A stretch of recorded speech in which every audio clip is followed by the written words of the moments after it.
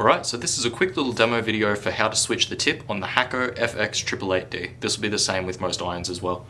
So all that we're going to do is you want to just take this little nut off here. Now sometimes when you first get it in particular, they'll be fairly well threaded on there, so it might be a little tricky. I would recommend getting a shifter and just gently getting some leverage across. You can see we've got those two panels just along the front end and the back end here. So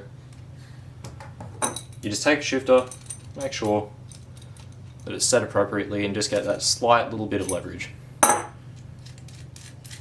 After that, it's as simple as just taking this nut off and then just sliding off the top. Now you'll notice this comes apart in three pieces. So we've got the actual tip, which is here on the left. You've got a barrel which sits over the top of your heating element and just basically keeps it cool so that way you get decent heat transfer onto the tip and not into the rest of the iron. And then finally the nut that we just took off. Now you'll notice this white little resistor here. So this is just a resistive heating element and this is what gets your iron hot. Sometimes it might be useful when you're switching tips just to take a look at this, make sure that there isn't any debris on it, no loose solder that's managed to work its way into the gaps, no dirt or anything like that. And just make sure that the inside of the tip is clear as well of any debris before putting it on. If this snaps, I wouldn't recommend using the iron at all or trying to replace it. It's just much easier to just get a new end piece like this.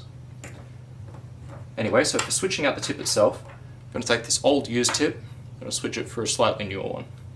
So you just throw it back on, throw your barrel back over the top, throw the knot on and tighten it up like that. Now it can just be finger tight. Just as long as it's not shaking about, you should be fine. You'll get decent heat transfer through there because of the way that it sleeves over the top of the resistor. Should be good to go.